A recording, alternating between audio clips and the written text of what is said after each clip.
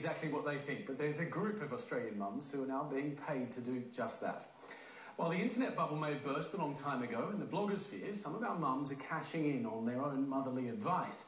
The world's biggest mum blogging conference has just been held in San Diego. Our Emma Dallimore went there to find out that this success story is much more than an old wives' tale. They're the new breed of mums, super influential social media queens. And this is their mecca, the biggest mummy blogging conference in the world. Thousands of keyed-in women, and two a long way from home. Are you overwhelmed by how huge this is? It's massive, isn't it? It is unlike anything I could imagine. Back in Australia, these mums led separate but similar lives. Young kids, a computer, and a story to share.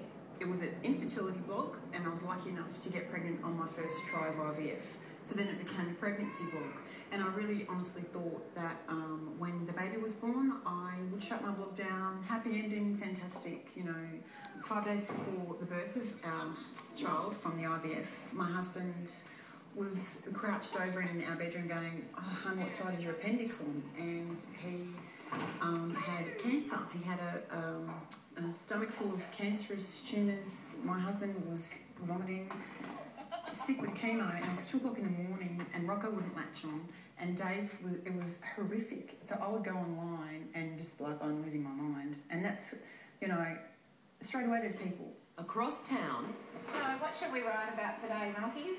Mrs Woog began writing too. The mundane minutes of her life she thought no one would ever read. It is a really lonely job. Staying at home with little babies and toddlers can be very frustrating. It can be lovely, but, you know, when they're having their sleep, it's really nice to be able to reach out online.